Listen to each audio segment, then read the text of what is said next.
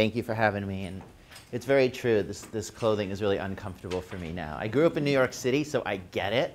But I'm now completely a California soul, and it's all about just flip-flops and T-shirts and the ease of it. And when you go and work at Google, you can do that. You can show up in your flip-flops. You're one of them. And then I come back east, and these shoes are literally 20 years old that I'm wearing. And I have to go find them. And I'm like, OK, I'm going to get my shoes. But there's something to be said about flip-flops and innovation, actually. They seem to go hand in hand very often. And so one of the things that I was wondering to myself was, who is the god of innovation? And I don't mean like metaphorically, I mean like a Greek god of innovation. And I went looking, and my first thought was that it'd be Athena, goddess of wisdom. Well, that seemed to be a good way to go, but that really wasn't what innovation was about. So the next thought I had was that it would be Hephaestus, otherwise known as Vulcan, the Romans. This is the god of making stuff. Vulcan, volcanoes, this idea of having a blacksmith shop in a volcano of the gods, making armor for people. And Achilles got his new beautiful armor in the Iliad. This is the guy who made it. So in that regard, you're thinking that it was innovation, but it's not really what was going on for him. And then I thought about the muses, the 9 muses. But they're actually different from innovation because they're about creativity. And creativity is very different from innovation. Creativity is bringing something that didn't exist and now making it exist out of the blue. Innovation comes from the Latin phrase innovare. It means to renew or to change. When you innovate, you're not bringing something out of the blue. When you innovate, you're combining things that already exist. You're transforming something that already exists into something new. And this is a very different process than creativity. And so what I came to was that Mercury, Hermes, the messenger of the gods, this is the god of innovation. And it's very interesting, some of the things that he was a god of. So he was the god of thieves. He was the god of commerce. He was the god of the crossroads. He was the god that took something from its potential and made it actual. He was the god of transformation. And this idea of being the god of the crossroads, I think really gets to the heart of why he is the god of innovation. If you look at the winged sandals, this idea of motion. This idea of motion is where we get innovation, ideas flowing in between places, between people. That is what happens. I want to give you an example of this. I want you to watch their feet in this video.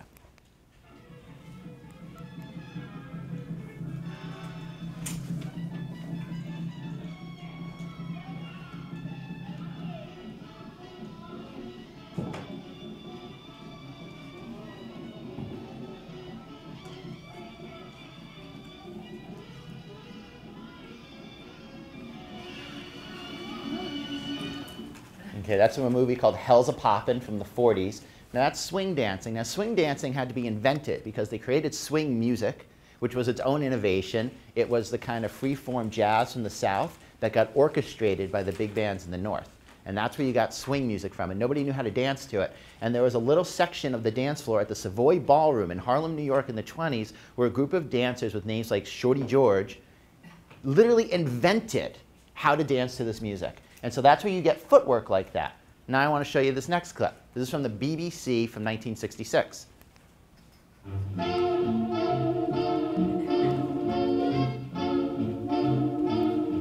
Anybody have a guess whose feet those are? Fred Astaire. Fred Astaire? What's in church? Here you go. Ali just danced like Fred Astaire that night, just like he was in the Jitterbug contest. And Ali had the lightness and the swiftness and the quickness of feet, connected with his body, his hands, his arms, his head, all together. You never danced like that again. And that was just something to behold. He had a ball that night, and he was a happy character. But the ring was his domain, his kingdom. When that brother ring, he would really take over. So you said Fred Astaire, which is what he gets compared to. They talk about dancing the jitterbug like the dancers before. What Muhammad Ali did when he would fly like a butterfly in the ring was he took dancing footwork and brought it into the boxing ring. That was the innovation. That's how he became this different sort of boxer. Well, one of the ways. He also understood the media and became that sort of person for one of the first times. But this sense of moving the footwork into a new domain, to transform it, to renew it, that was the innovation. And then it happens again last summer.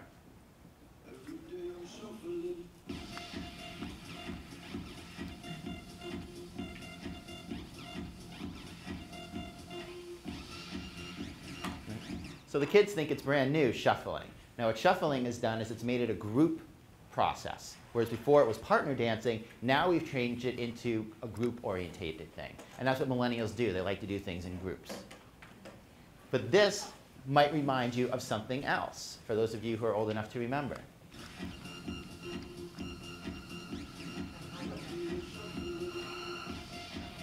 There we go.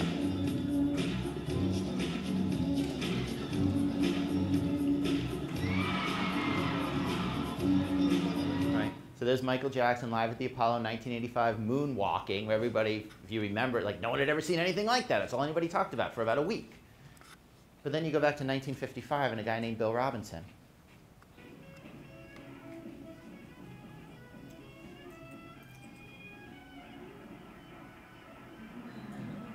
Right? So the ideas are moving, they're flowing, they're changing. People are watching each other, they're riffing on each other. And then, of course, you get into the concept of biomimicry.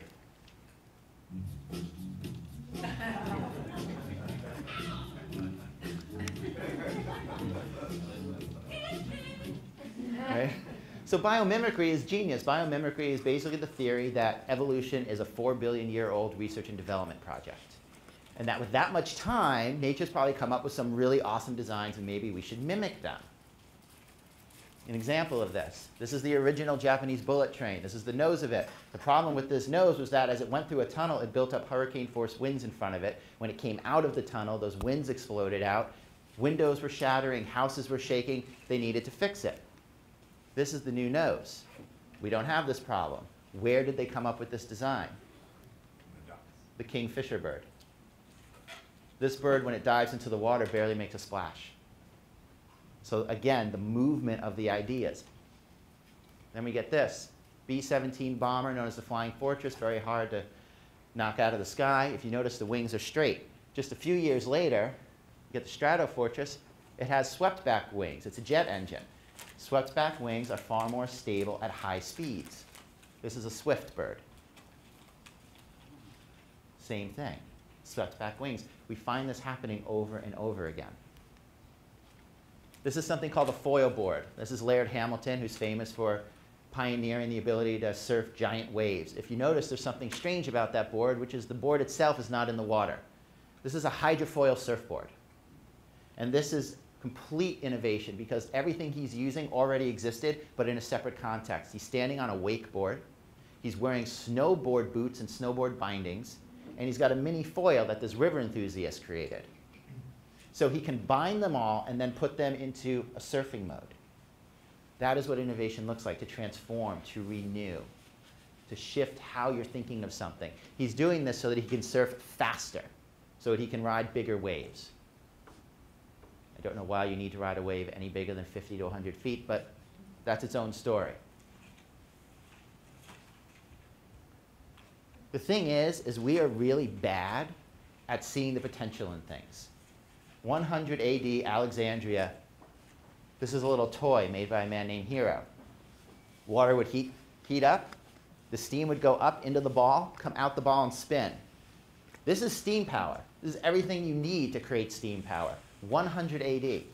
But nobody did anything with it.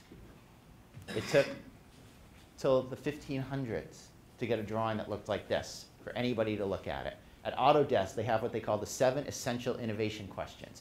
And what they are, they're questions that force you to look at any given thing and really ask yourself how you can make it new, how you can make it different, how you can change this. Bill O'Connor at Autodesk has this great line. He goes, here's the first known spear. It's 390,000 years old. Here's the first known bow and arrow. It's 9,000 years old. So it took 380,000 years to go from the spear to the bow and arrow. Right? It took about 1,500 years to actually get steam power thinking. Same thing is true with compasses. Here's a magnetite. Chinese knew about it from around 200 AD. They used it to point direction so that they could sit the emperor facing south, because that was the direction of divinity. They used it for feng shui. Depending on who you talk to, it took till 1100 in China or 1300 in Amalfi, Italy, for somebody to put a windrose underneath it and use it for direction. It took 1,000 years for somebody to look at the ability of magnetite to direct a needle and use it for navigation, because we're not very good at making these connections. Binary numbers, invented in 1687 by Leibniz. He had this medallion created to commemorate it for himself. Nobody did anything with them for 250 years until George Stibitz in 1937 creates the Model K, called K because he invented it on his kitchen table. This is a calculator. It used binary numbers. Again, 250 years. Nicolas Appert, he wins a contest put out there by Napoleon to preserve food better so that he can feed his army. He invents canning, and he cans it in glass jars. A year later, a Brit says, why don't we use tin cans? That makes a lot more sense. So that's great. We got canning. It's like 1809. Guess what it took 50 years to create? Right? We're not good at it. It's very difficult to see what's new, to ask ourselves, what can be done differently? How can we innovate this? We're getting better. So this is the GPS system. The next slide I'm going to show you is an artist's rendering of all the known satellites in orbit around the Earth. Now, I say known, so keep in mind when you're looking at this, 70% of what goes into space is in the black. But this is what we know of. And all they do is move information. They collect information, they send information, they move it around. And of course, the internet has become this huge thing for moving information, for getting it from here to there. This is why we're living in a highly innovative age, because we're engaging more minds. These are the Mongols. Now, the Mongols are famous for their hordes. The Mongols are famous for their atrocities. They were very good at siege warfare. They would come up to your city, and they would build a wall around your wall that was higher. And then they just shoot in. They would redirect rivers and flood your city. People were horrified by them. You could hear them coming for miles with their horses. They were riding their horses before they could walk. They had a compound bow that could shoot from 300 yards away. They had tips on the arrows that could pierce the armor of the day, and they put little holes in them so they would whistle. So it would be that much more terrifying. This is a 13th century version of a tank. And the grasslands in Asia stretch from the Sea of Japan to Hungary, 5,000 miles. The horses can eat the whole way. When I lecture to the military, I'm like, imagine if you could stop your army anywhere and just plug into the ground and fill up your tanks. That's what the Mongols were like. Now, this is what they were famous for. What we don't hear that much about is how innovative they were. And the reason they were innovative is because they moved information. They built bridges. Have you ever seen a brochure to go look at the Mongol ruins? It's because they didn't build anything like that. They built bridges.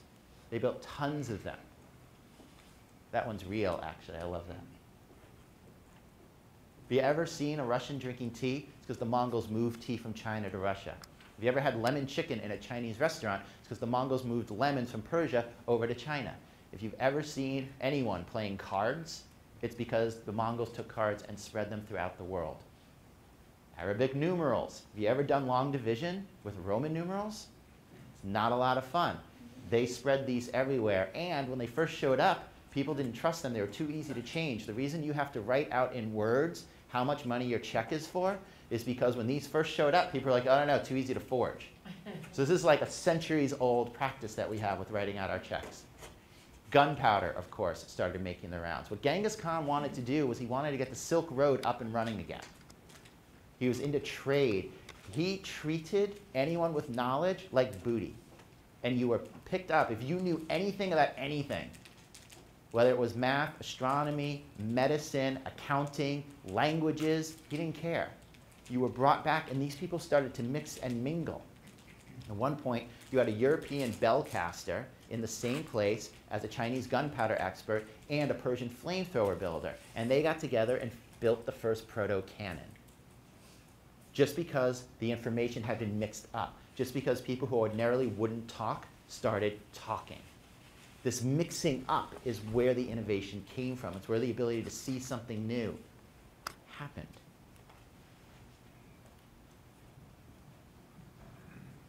Steve Jobs. Now, some people say that he wasn't that creative, that he stole everything. But if you remember, Hermes was the god of thieves. He's the god of thieves, and he's the god of commerce. And in many ways, Hermes came across in Steve Jobs. Steve Jobs lived at the technological crossroads.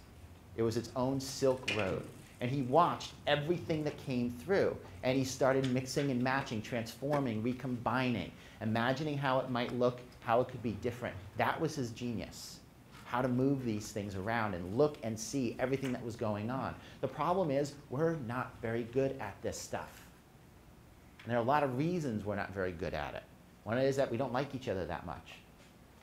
A lot of the work that I do, and I do Jungian work, is I get into like, well, why is everybody hating on everybody? And you start to get down into that. We don't go super deep. We don't get into like core wounding and what was your mother like. We try and avoid that in corporate settings. You can come to Northern California. We got retreats all over the place for that kind of stuff. When we come in here, we stay away from that, but talk a lot with teams about what's going on that the communication's not happening. Because when the communication doesn't happen, you can't innovate. It's just not going to happen. So here's what I want you to do. I want you to just get a partner. This isn't going to take long. Just find somebody. Somebody be A. Raise your hand if you're A. Okay, A. So here's what you're going to do. You're going to tell your life story in 60 seconds to B. Okay? That's it. That's all you're doing. Your life story in 60 seconds. So obviously, we're limiting our expectations here. You're going to forget stuff. All right, ready? And go. 60 seconds. Now, here's what's going to happen. B's. You got B's? Raise your hand. Raise your hand. You have 30 seconds. Tell them their story back to them. Right? And the reason we're doing this is because we all suck at listening. So, and go. You have 30 seconds. And stop. Okay. Now, there's an approximate 30 seconds. So I heard some of you were very happy you were doing really well and getting a lot of it back and everything. The real point behind that, aside from just getting you guys to talk to each other a little bit, the real point behind it is that we don't set ourselves up to really listen. Right? We think, what are we going to say next? When can I get out of this conversation? When is that person going to stop talking? Oh, God, I forgot to pick up the dry cleaning, whatever it is. But that idea of the presence to actually listen, again, if we want to be innovative, we need to take in this information. We need to know how other people are seeing things. And if we don't do that, we get thrown off because we don't get out of our own perspective. And we're looking to transform. We're looking to change. We're looking to renew. And so it's something we need to do. Part of the way we do this is, and we talk about this in the book a bit, is you bring in an unusual suspect. Now, I want to be very clear that an unusual suspect is not somebody who's just strange. It's not just like, it doesn't mean just go find the most random human being you can and ask them what they think. It's not what it is. What you're looking for is you're looking for somebody who has a completely different context than you do, and yet somehow is underneath that context difference is doing something that's related to what you do. So that they'll have a useful but different perspective. I'll give you an example. Gerard von Grinsven. I put his name up there, otherwise I never remember it. So take a look at him, a very dapper gentleman. If I told you he ran his own hedge fund, you'd believe me. If I told you that, he used to be a federal judge, you'd believe me. If I told you that he ran a luxury goods company, we'd go with that. But if I told you that he ran a hospital, that would seem maybe a little odd. And in this picture, we can see they have the old woman in the background to remind you. So Gerard runs the Ford Hospital in Bloomfield, Michigan, Henry Ford Hospital. Before he became president and CEO of that hospital, he spent 25 years in the luxury hospitality business. He ran Ritz-Carlton hotels. Yeah. Now you might ask yourself, why is a man who runs a Ritz-Carlton hotel running a hospital? And the thing is he is what we would call an unusual suspect. What he has is a similar goal, which is taking care of guests to the best of his ability. But he comes at it from a completely different angle than a hospital administrator does, because he's coming out of the luxury hotel business. And so he's done wild things. There is a hair salon and a wellness center open to the public in this hospital. He has an organic greenhouse in this hospital. But even more to the point, he instituted really interesting changes. he instituted a check-in process. So when you show up at the hospital, it's like, oh, how are you, sir? Yeah, welcome, yes, your room is ready, and they take you to your room as if it were a hotel, because they know that your state of mind affects your state of health. There is a folding metal chair in every room. When the doctor comes in, they take the chair, they open it, they sit down, they get at eye level with the patients. They talk to the patients, they relate to them. It's literally the concept of customer service brought to the health industry. This hospital is winning awards left and right. You would never in a million years think to hire a hotel manager to run a hospital, but it's actually kind of genius. In the same way, for those of you who know the story of Ford and Alan Mulally, who took over, he was over at Boeing. And even though Boeing is a manufacturer, the culture at Ford was completely different. Boeing was this very open world, and then Ford was this sort of like cutthroat, medieval royal court kind of situation where if you told the truth, you got beheaded. And Mulally came in and completely changed that. Again, an unusual suspect, not just playing Ring Around the Rosie with the usual car manufacturer people. And so my guess is, and I say it's my guess simply because I find this everywhere I go, there are people in Noblis who are working on projects completely different from yours, that actually underneath there is a similarity to what you're doing, who are going to have a completely different perspective on whatever it is you're doing. They're going to have a completely different perspective on what you're trying to change, renew, innovate. And if you can create a connection to them, they will actually give you a perspective you can't quite get yourself. What we're talking about doing in creating this disparate network of connections by listening to people, by reaching out to those who might be a little more unusual, is we're talking about biomimicking the brain's own innovative process. So you have something in your brain called the default mode network. We're not going to get deep into this, so don't worry. We have the medial prefrontal cortex. We have the posterior cingulate cortex. Don't worry. The point is, you see how far apart they are, and you see how there's the connection between them. The default mode network has 10 to 12, I'm still figuring it out, 10 to 12 regions that are all connected. And they do all kinds of different things. But your memory gets involved, your autobiographical as well as episodic memory, your ability to predict errors in the future, your ability to have social awareness, what's going on with other people, your ability to reflect upon yourself, your ability to create a narrative of yourself. It connects into your limbic system, so it has your emotions involved. You can see how there's all sorts of parts of it that connect. This is where you get your insight from. One of the reasons it's interesting to think of Hermes again is because he was the intermediary between the divine and the mortal world. He would bring messages from the gods down.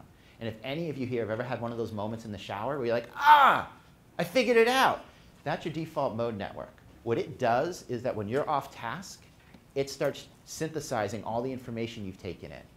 And then it suddenly shows you an answer. It's working on things unconsciously, even while you're not engaged, which is why you have these moments in the shower. It's why you have these moments when you just wake up, when you're doing the dishes, when you go for a run. When you're not actually focused, that's when you get that moment. And it can feel like something coming from somewhere else, which is why there's this metaphor of the gods delivering an answer to you, which again is where you get this idea of Hermes. And again, that idea of moving information back and forth, talking to other people, the winged sandals. This is how it works, is your brain is doing this, but you have to get off task to do it. I'm going to give you an example. Not that, that. Here you go. I want you to think about a hot air balloon. All right? It can be any hot air balloon. It can be like that. It can be like that. I personally like this one. So I just want you to take a minute, and I want you to, you can write it down or just think about it. What is the experience of being in a hot air balloon? How does it make you feel? What is the physical sensation? What would you like about it? If you've been on one, what did you like about it?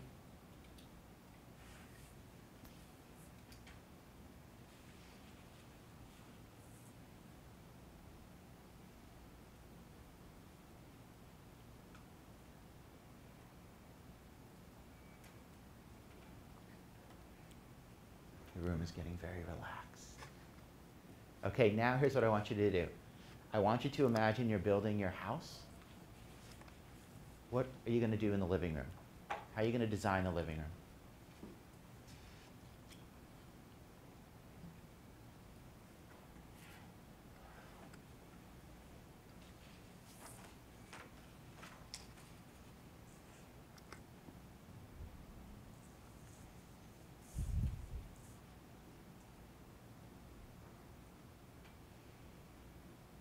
The idea here is that these are completely unrelated topics on the one hand. On the other hand, if you could design your living room to feel like you feel when you're in a hot air balloon, that's kind of nice. And so by getting your mind into one state, talking about something that didn't seem to connect, and then bringing you into this other place, it allows you to understand things in a new way. Our brains work relationally. We associate things with each other. That is how we learn. That's how we understand. You hear the stories over and over again. I don't know if you've ever had the experience, but the metaphor insight. So the metaphor insight is kind of like Newton getting hit on the head with the apple, and all of a sudden he's like, the apple falls. Is that like the planets moving? He connects. He relates one thing to the other. Or the famous story about seeing the benzene molecule as a snake eating its own tail. Seeing that in a dream and then waking up being like, oh, but it's a metaphor that has to be understood. It's a metaphor that has to be interpreted. Here's the fascinating thing. When you have your moment of insight, your anterior superior temporal gyrus. Yes. You have one, thank you very much. You have one on the left and you have one on the right. Now the one on the right has far more connections into the rest of your brain. So again, we see this interconnection aspect. When you have an insight, that one on the right with all those connections fires gamma rays. Bang. They've watched this in the fMRI. And here's the fascinating thing. Do you know what else? The ASTG, I'm going to go with that. Do you know what else it does? It interprets metaphor. So the part of your brain that interprets metaphor is the same part of your brain that lights up when you have an insight. Our brains work relationally. But if you don't have enough material, you don't have the one thing to relate to the other thing.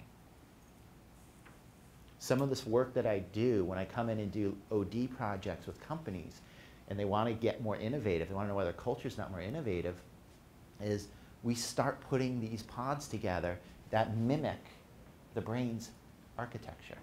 How do we bring these different parts together to create more flow through so that there's more perspectives on any given idea? Because this is where we get these innovative things. One of the fascinating things is that all innovative cultures share about 5 of the same aspects. If you watch them, going from Athens to Alexandria, up to Northern Europe, Florence, now Silicon Valley.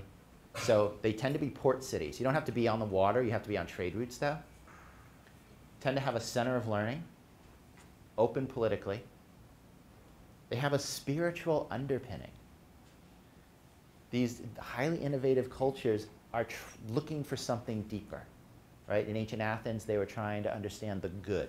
What is the good life?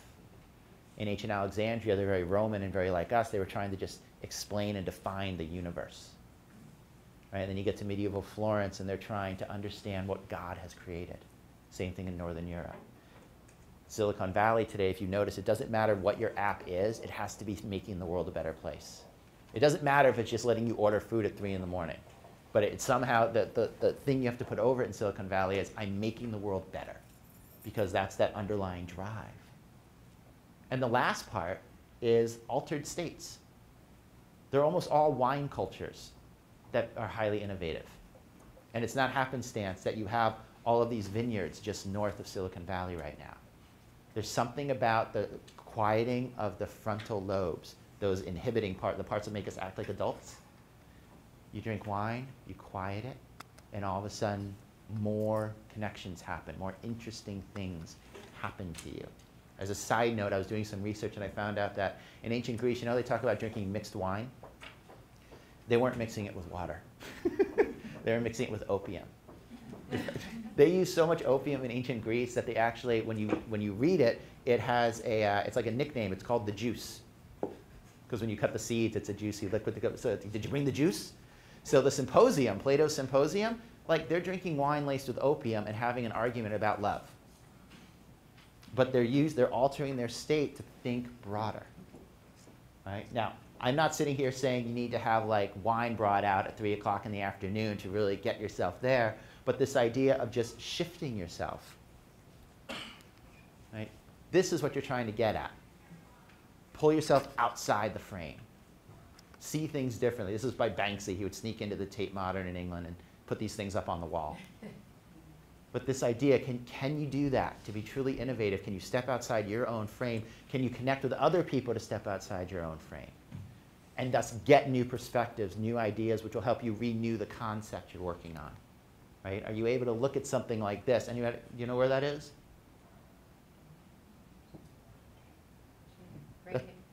That's a micro crack in steel.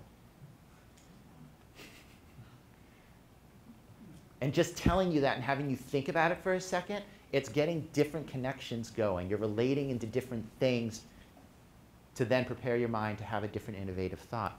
Just watching something like this, watching an egg get cracked underwater.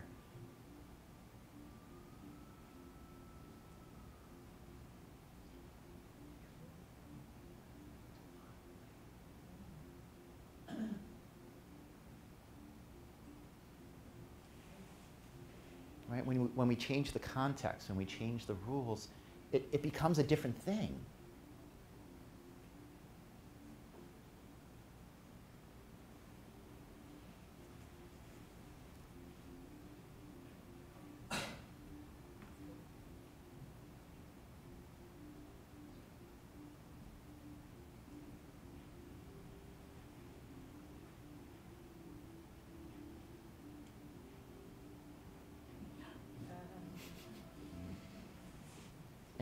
And again, I'm not about to tell you that you should waste time on YouTube, but again, just watching something like that, if you're stuck on something, if you're not moving forward, watching something like that will break you out of it.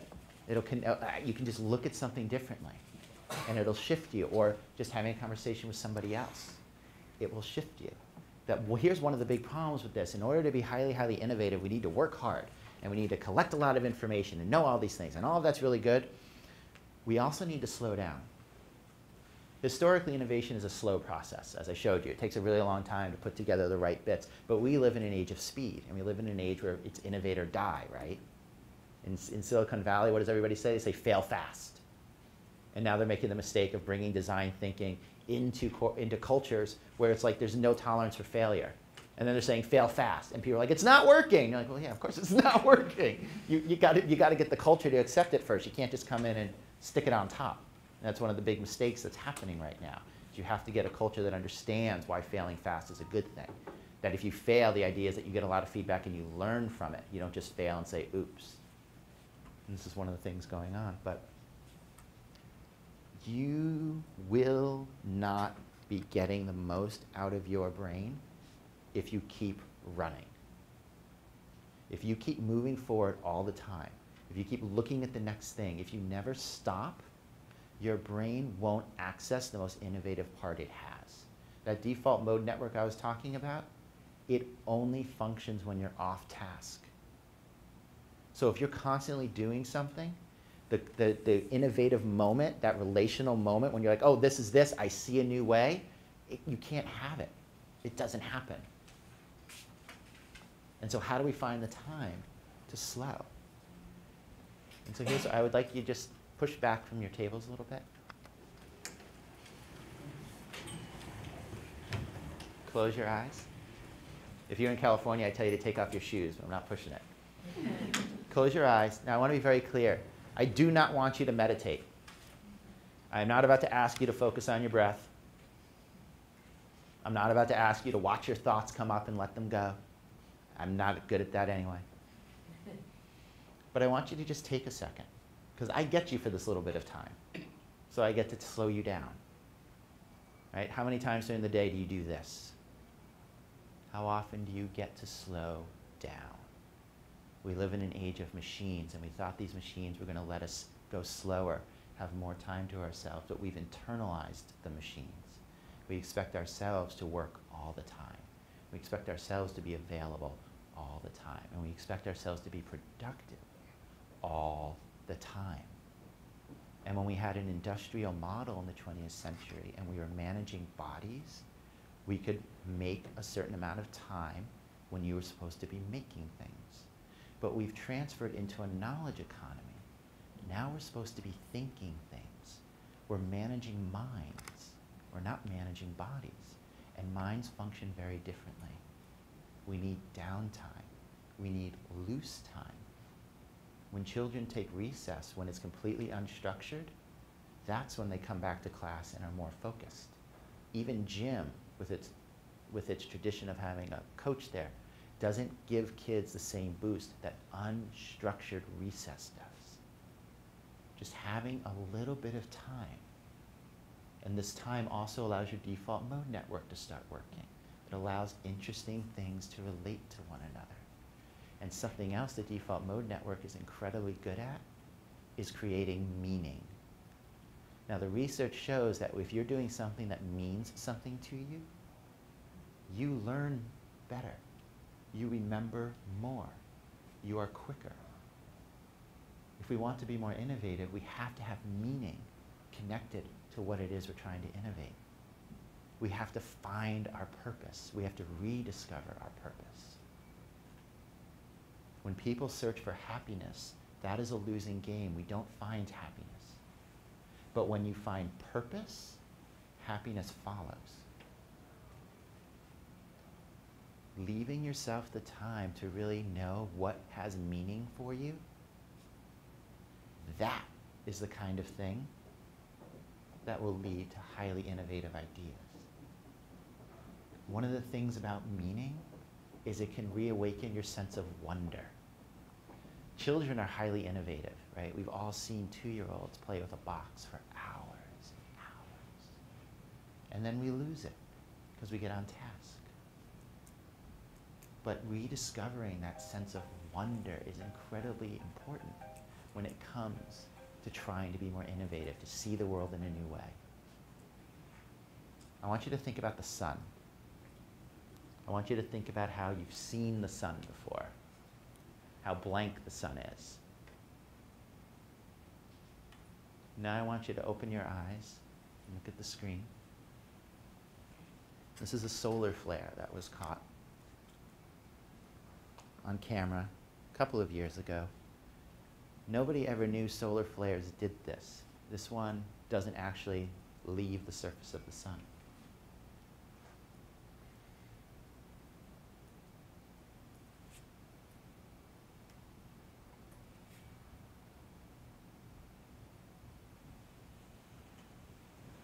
So that's the Earth to scale. The size of it is kind of amazing. The speed at which it's moving is hard to really fathom.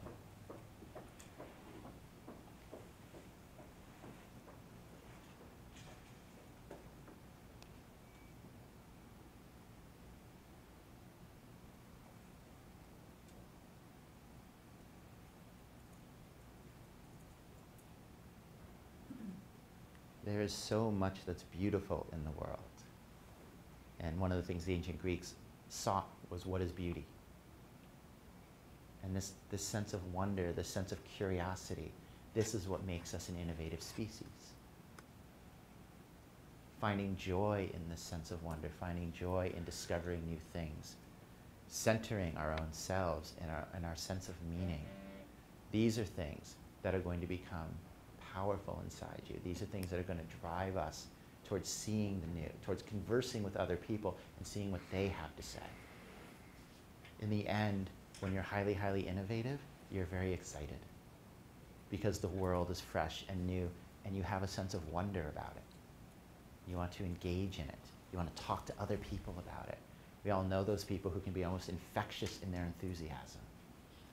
And how to create that in ourselves, how to draw it out of other people, how to mix and match and share ideas with people who probably have nothing to say about what we're saying until that moment when they shift everything for us and shift our context. That's really what is going on with people when we're innovative. And it's being able to see that and want to see more of it that really drives us. And that's it for that part. Do y'all have questions?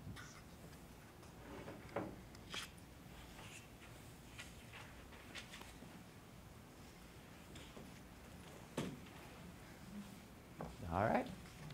Yes? I wrote this down when you had the definition of creativity versus innovation. With a lot of things we do here, we talk about integration. Do you speak to integration versus innovation? Because integrating disparate parts versus changing something and combining things, as we talked about. My question, what do you think it means when you're told to integrate here, what does that speak to you to say? It's taking disparate things from maybe different systems or different commercially available technologies and combining them into a new solution for a customer. It's a style of innovation. Okay. You don't, integrating or interconnecting things is very much one form of it.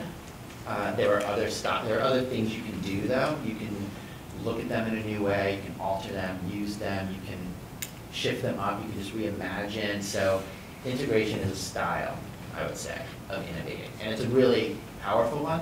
It's probably the most, what would be the word, popular.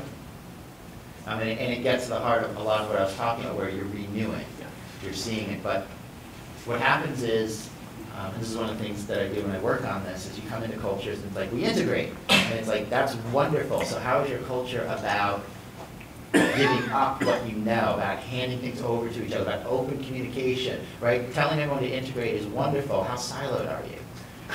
You know, and you're like, integrate what? I can integrate within this radius, and then I reach over here and I get my hand slapped. And then, so I'm trying to integrate, but, and that's where you run into the issue. So if we're really talking about integrating, you don't want to flatten the hierarchy, but you want to open the doors to all the different pieces, because very often what happens when you say integrate is people have too narrow a focus on what that means. They're like, you can integrate, but integrate within these confines. And you're like, yeah, but I work in health systems over here, and there's somebody who works over in big data over here who has the thing I think I need, but big data is like, go away, you work in health services. And so integrate falls apart when that happens. And so that's a cultural thing, when you have to get more conversation. And I'm guessing from the head now that that's happened to you. Mm-hmm. Yeah. Well, since you work with the Army and these guys have a historic relationship with that, are there any examples where you've seen U.S. Army shift using some of your techniques that these guys might relate to? Yes, the Army is so difficult. Talk about a culture that's entrenched in Ukraine, I'm sure you all know. The one story that I remember really well is I was working with a general staff, a division staff. And so it's kind of like working with the president in their cabinet, right? And then you have what, 1 through 9, G1 through G9. Are we good with that? Okay. And as I came to find out, you know, G2 and G3 are sort of the first among equals. So you got military intelligence and you got operations. And what happens is your intelligence officer is always somebody who wants to wait on making a decision. They want to gather as much information as they can, and they want to hang on a second so I can gather a little more information. Your operations officer is always the person who's like, let's decide now, let's go, let's go, let's go. But they can't go until intelligence finishes telling them what the situation is. And they go like this with each other, and they just start bashing in heads. And so I was working with this group down at Fort Bliss in El Paso, Texas. Love El Paso. Sort of. And then it became clear that this was the issue. And so in front of the whole group, we just had the two of them have a conversation about why they were so siloed and what was going on there and how they had this complete misunderstanding. Where the military intelligence guy was like, you're not letting me do my job, and the operations guy was like, well, you're not letting me do my job. And this was culture in a really small universe, right? Just their staff culture, their team culture. But as they started to talk, and as the other people started to come in and sort of fill in the gaps of like, oh, this is what it's like when we deal with you two, they started to realize where the friction was and why and how the military intelligence guy had to learn to eventually allow a decision to be made. The operations guy had to learn to let go a little bit so that the military intelligence guy could form his theories better. But as they came to this mutual understanding, all of a sudden, a year later, the two-star column was just like, they're still humming, they're still functioning off of this tiny little cultural shift. And so from that point of view, and then you go, oh, this is great. We should go and talk to all the division staffs, right? But it's the Army, and so God help you. And so in a similar way, what we've done in organizations is you get the directors together of the different departments, because they're the ones who are stopping the integration across lines. And you get them in a similar conversation. What's going on? Why are you not allowing this? And then what comes out of that conversation most often is there is no reason. And nobody, I'm not doing it, you're doing it. And you find it's literally embedded in the culture. And as you make it conscious, out comes the Jungian part of me, as you make this culture part conscious, it falls away, and suddenly people are allowed to go and talk to each other. Just last month, I was in the Yukon Territory working with their government way up north, and they had this very same problem, which is no one's allowed to stretch across into another department to find anything out. And it turned out, and then you talk to the directors, it's like, I'm not doing it, nobody's doing it. And yet everyone agrees, I'm going to get my head chopped off if I reach across to this other department. And that's when you're like, oh, so this is a cultural thing. And so you need to actually just have the conversation that then busts it open.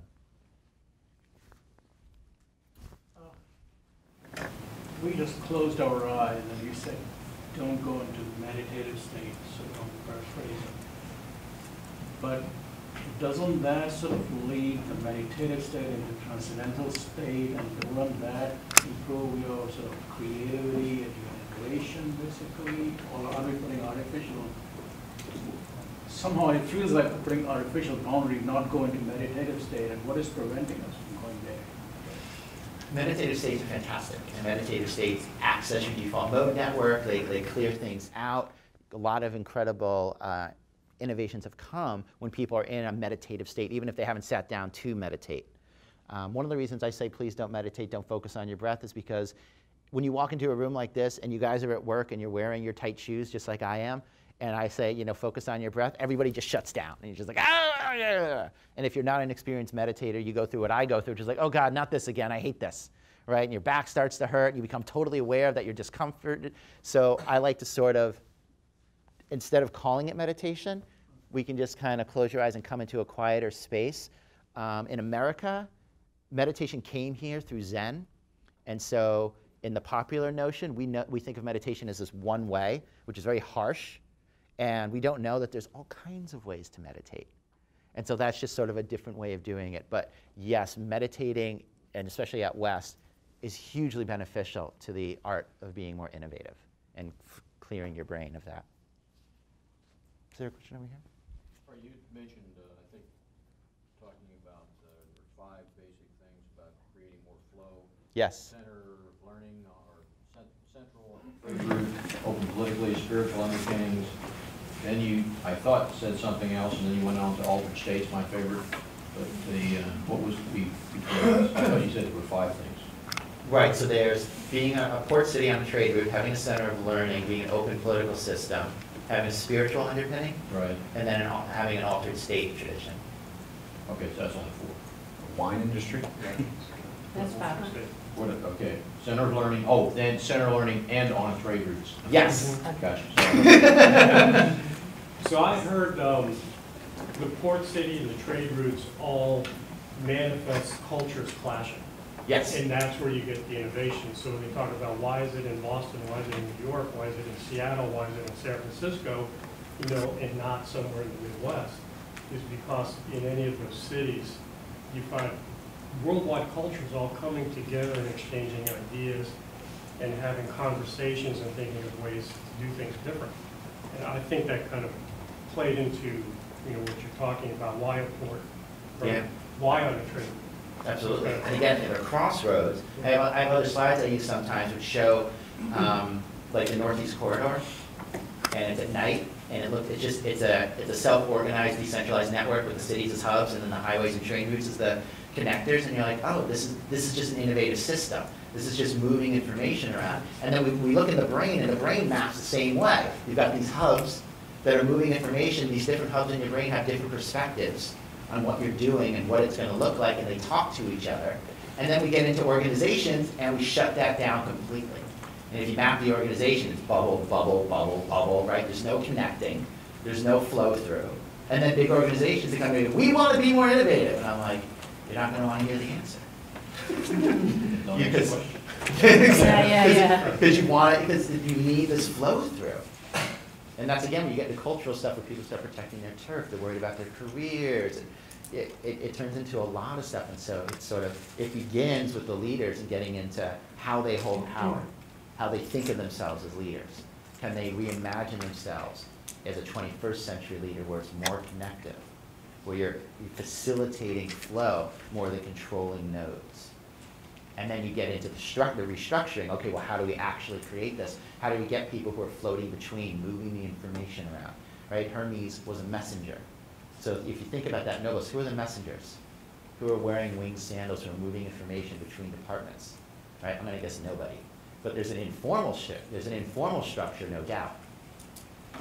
And these are going to be highly empathic people, fun people, interesting people. They're moving around in between, but it's in hushed tones. In organizations, this just happens. So coming into an organization, very often you look for these sort of secret Hermes who are bouncing around, these emotional hub points, who understand the informal structure of the system. And they start becoming guides. And if you can formalize that structure and allow people to interact in between departments and talk and move information, all of a sudden you get this burgeoning of innovation, just like you do in the Northeast Corridor or Silicon Valley, where you have this motion. It's interesting as we all sit here in shutdown city, having just, you know, it's like those informal networks in DC have died. You know, they're even connected underground when you were talking about that. There's this trolley that goes between the Senate and the House, and there were people that could carry the messages back and forth in between, and it seems like we seem to be in a place where that's not happening, and you see not much is happening. Right. All systems that have flow are healthy. All systems that sit stagnant are not. Right? Like it's just an ecosystem. And so innovation is that flow. Well, thank you so much. I think we have time for a book signing if you guys want to come up too. Thank you.